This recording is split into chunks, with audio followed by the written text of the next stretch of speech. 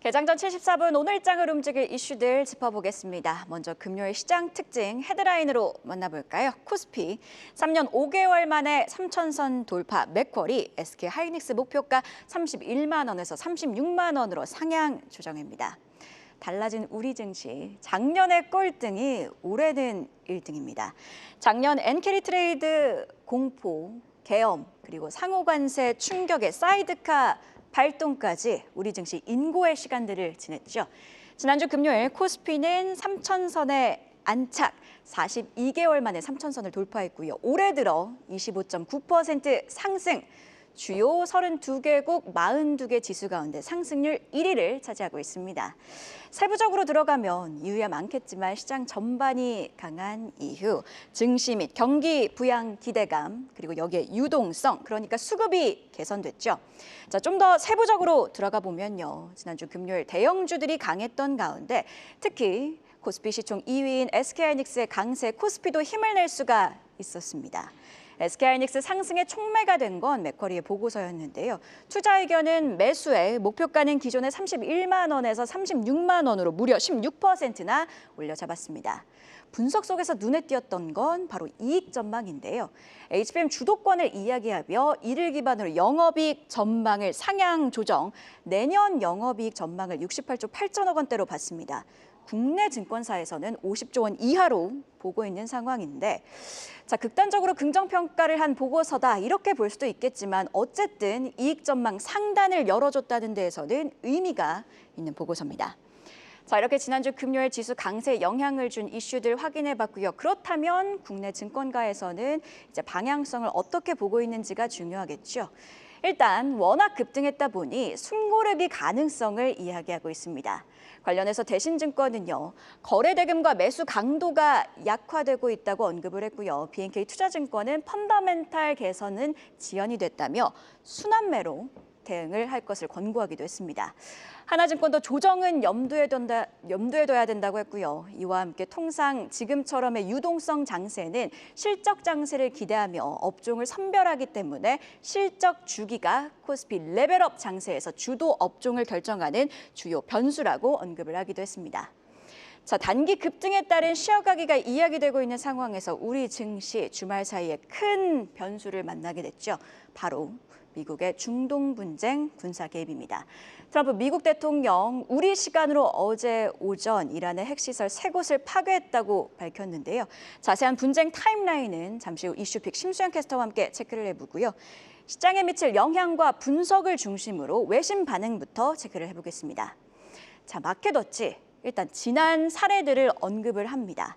2023년 하마스의 이스라엘 공격, 가자 지구를 둘러싼 긴장 고조, 그리고 작년 이스라엘과 이란의 교전까지 이 일련의 화약고 이벤트들이 단기 이벤트로 끝났던 건 에너지 공급에 있어 우려스러운 공급 중단이 실제로 없었기 때문입니다. 이제 관건은 미국의 개입으로 실제 공급 중단 위험이 커지는 것이라고 강조를 하기도 했고요. 로이터는요, 트럼프가 2주의 시간을 공헌한 것과는 달리 일찍 군사작전을 단행한 걸 두고 혼란이 커질 수밖에 없는 행동이라고 평가를 하기도 했습니다. 이와 함께 미국의 개입으로 중동에서 새로운 불안정의 시대가 열릴 위험 또한 있다고 진단을 하기도 했는데요. 자, 우리 시장의 반응, 미리 가늠해보기 위해서는 이미 움직이고 있는 자산들의 흐름도 체크를 해볼 필요가 있겠죠. 일요일 열렸던 중동 증시 오히려 상승했습니다. 분쟁 당사자인 이스라엘의 지수는 1.5% 상승했고요. 이집트는 무려 2.7%나 상승했습니다. 사우디아라비아는 0.3% 하락하는 데 그쳤고요. 관련해서 블룸버그는 오히려 중동 증시는 미국의 개입으로 갈등이 조기에 종료될 가능성에 베팅을 했다고 평가를 하기도 했습니다. 자, 다만 오늘 우리 증시를 비롯한 아시아 증시 이런 흐름을 따라갈 가능성에 대해서는 좀 생각을 해봐야겠죠.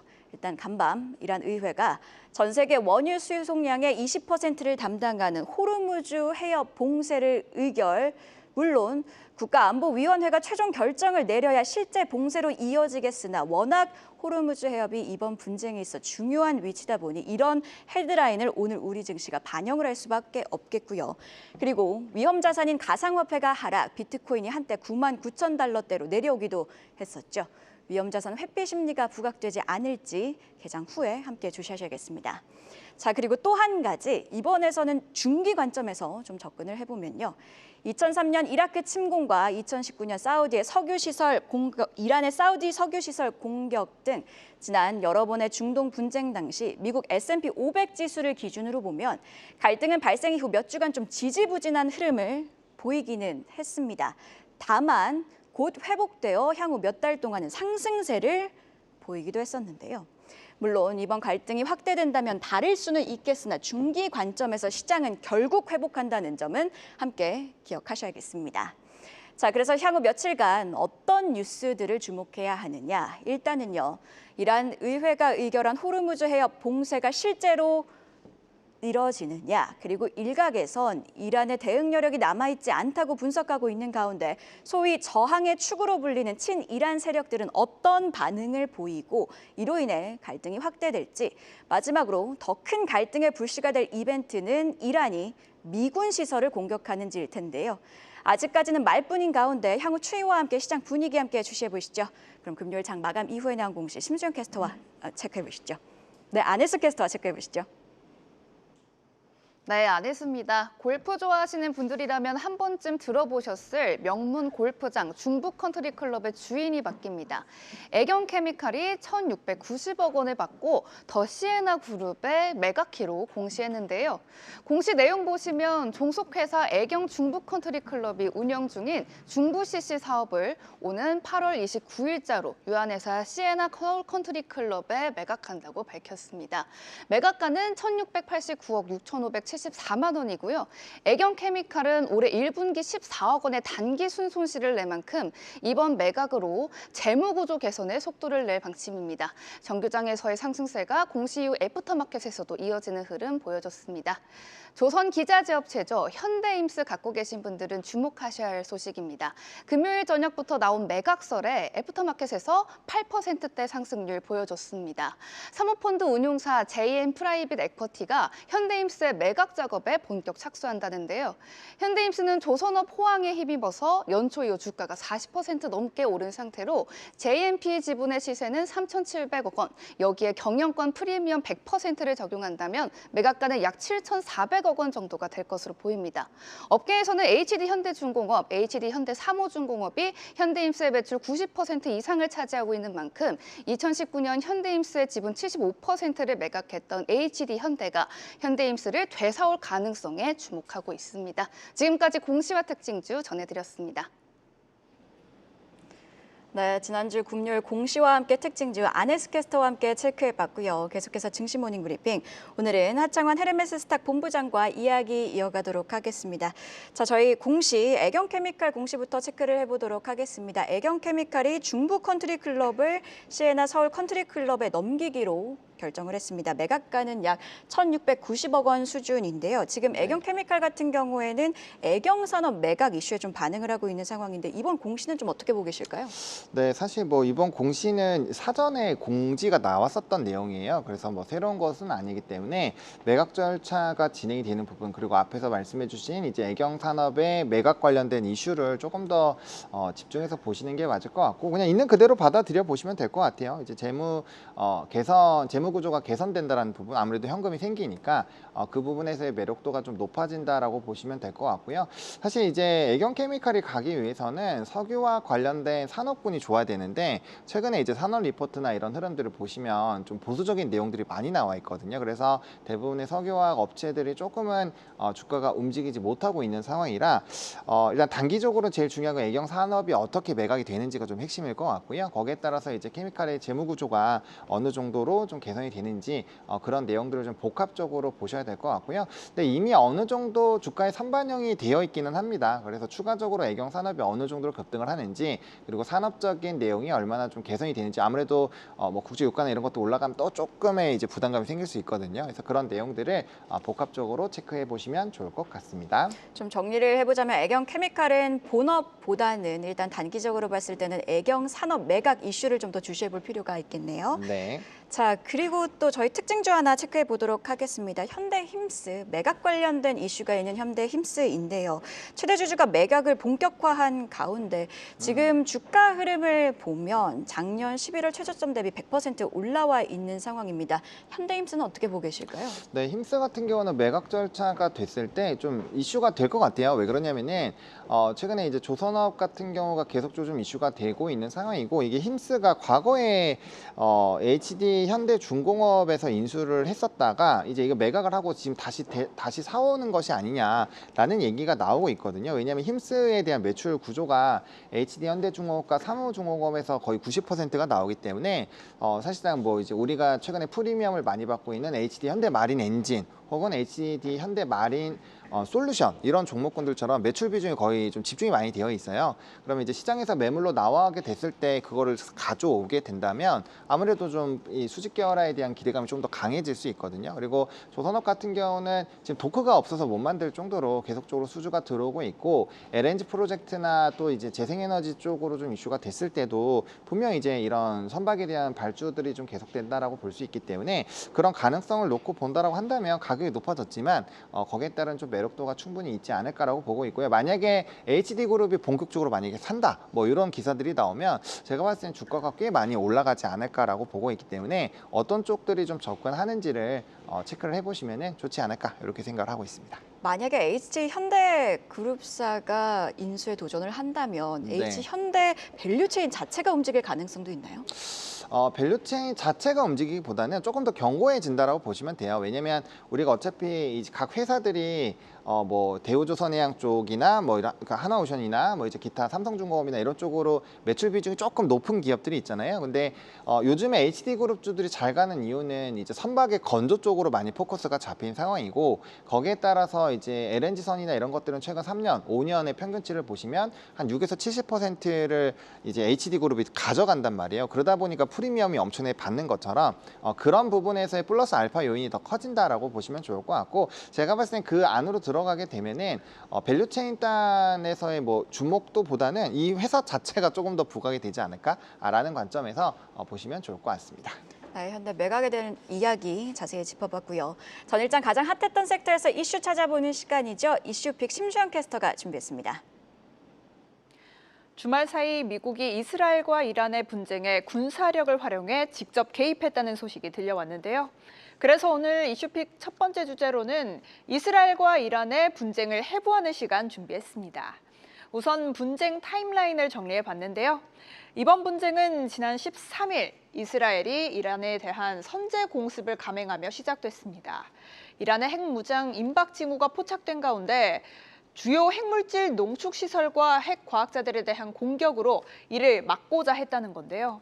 이후 15일 트럼프 대통령이 개입 가능성을 시사한 데 이어 16일 캐나다에서 열린 G7 회의에서 조기 귀국하자 긴장감은 고조됐습니다. 지난 19일엔 트럼프 대통령이 2주 안에 공격 여부를 결정할 것이라며 마치 시한을 주는 듯한 모습을 연출했는데요. 하지만 바로 이틀 뒤인 21일 미국은 이란의 핵시설 3곳에 기습적으로 미사일을 발사했습니다. 이에 이란은 이스라엘에 탄도미사일을 발사하는 것으로 보복에 나섰습니다. 대치가 강대강으로 이어지고 있는 만큼 우리 증시에도 큰 영향을 미칠 전망인데요. 섹터별로 짚어보면요. 우선 정유주가 강세를 보일 전망입니다. 전쟁으로 수요가 줄어들며 가격이 오를 수 있기 때문인데요. 전 세계 공급의 약 2.5%를 생산하는 이란의 정제시설은 정황상 손상됐을 가능성이 있고요. 이스라엘은 규모가 더 적지만 하이파 지역의 정제 석유화학 설비가 실제로 공격을 받아 피해를 입었음이 확인됐습니다. 한편 전 세계 6번째로 큰 정제시설을 가진 사우디의 경우 제품 수출 시 호르무즈 해협을 통과해야 하는데요. 이란 의회가 현재 호르무즈 해협을 봉쇄하기로 의결한 상황이죠. 최종 결정은 아직 내려지지 않은 상황이지만요. JP모건은 최근 보고서에서 호르무즈 해협이 실제로 봉쇄된다면 국제 유가는 배럴당 120에서 130달러까지 오를 수 있다고 전망했습니다. 호르무즈 해상 봉쇄가 현실화되면 해운주도 상승 여력이 커질 전망인데요. 선사들이 이렇게 아프리카 희망봉으로 우회하는 항로를 선택하면 화물 무게와 운송 거리를 곱한 값인 T-마일 수요가 11% 늘어난다는 분석이 나왔습니다. 한마디로 운임이 크게 증가할 수 있겠고요. 한편 방산주도 짚어보면요. KB증권에서는 현재로서 방산 수출 강국인 이스라엘이 자국 방어를 위해 일정 기간 무기 수출을 제한할 수밖에 없을 것이라 분석했는데요. 이스라엘과 경쟁하거나 협력 관계에 있는 한국 기업은 반사이익을 기대할 수 있겠습니다. 언급된 세 가지 섹터 중심으로 투자 전략 세워보셔도 좋겠습니다. 다음 소식도 살펴보겠습니다. 지난주 금요일 최태원 SK그룹 회장이 아마존 웹서비스와 손잡고 울산에 대규모 AI 데이터 센터를 조성하겠다는 계획을 발표했습니다. 이에 AI 인프라에 대한 민관 합작 모델이 더욱 활발해질 거란 기대감이 모이며 AI 챗봇 섹터가 강세 보였는데요. 섹터 내에서는 데이터 솔루션이 16%대, 카카오가 10%대, 네이버가 6%대 강세 보였습니다. 상세 내용도 짚어보면요. 울산 미포산단 SK케미컬 부지 3만 6천 제곱미터 규모의 부지에 2029년 2월 완공을 목표로 센터가 들어설 전망이고요. 이번 프로젝트엔 SK텔레콤, SK하이닉스, SK브로드밴드, SK가스 등 주요 관계사들이 모두 참여하는 가운데 그래픽 처리 장치, 그러니까 GPU만 약 6만 장이 투입될 전망입니다. 더 자세한 전망은 이어지는 분석에서 살펴보시죠. 지금까지 심수연이었습니다. 네, 이슈픽 살펴보고 오셨고요. 가장 중요한 이슈는 아무래도 미국의 이란 직접 개입입니다. 군사시설과 관련해서 지금 핵시설을 타격한 상황인데 유가도 급등할 우려가 있고 그렇다 보니까 뭐 정유주, 해운주 관련주들이 움직일 것 같은데 어떻게 보고 계실까요? 일단은 뭐 지금 좀 정답이 나온 것 같아요. 이제 7시가 지나면 WTI 선물 실시간 가격을 확인을 할 수 있는데 이제 초반에는 2%대 이상 상승을 하다가 현재 수준은 플러스 1.23% 정도를 왔다 갔다 하고 있습니다. 그러니까 뭐 그렇게 크다라고 보기는 어렵고요. 시장에서는 결국에는 이제 호르무즈 해협 자체를 봉쇄하는 정도로 진행이 되지 않으면 이제 크게 반응을 하지 않을 것으로 보입니다. 왜냐하면 미국의 미니 지수 선물도 좀 빠졌다가 다시 좀 돌아왔고요. 비트코인이 조금 많이 빠져서 어이구 좀 심각한 거 아니야라고 볼 수 있는데 이게 보통 그렇게 돼서 이제 급등이 나오려면 WTI가 한 4%, 5%는 좀 급등을 해줘야 되거든요. 근데 그러지 않고 있기 때문에 이게 이제 대의장 장중에 어떠한 얘기들이 나오는지 봐야 될 것 같고요. 만약에 국가보위 쪽에서 최종 결정을 해버려서 봉쇄를 해버리겠다고 하면은 아마 WTI부터 급등이 나올 거예요. 그래서 그런 것들을 좀 보시면서 매매를 하셔야 될 것 같고요. 단기적으로 또 이제 해운이나 뭐 이런 유가 관련된 종목군들이 많이 올랐다가 최근에 조정을 받고 있기 때문에 그거를 더 능가하는 어떤 이슈가 없으면 그 물량을 잡아먹고 올라가야 되기 때문에 저는 막 그렇게까지 크게 움직일 것 같지는 않고요. 또 이제 다른 이슈들이 있잖아요. 뭐 예를 들면 로보택시가 간밤에 이제 또 승인이 나고 그래서 그런 이슈들이 추가적으로 있기 때문에 아마 이슈가 좀 분산이 되지 않을까라고 생각을 하고 있습니다.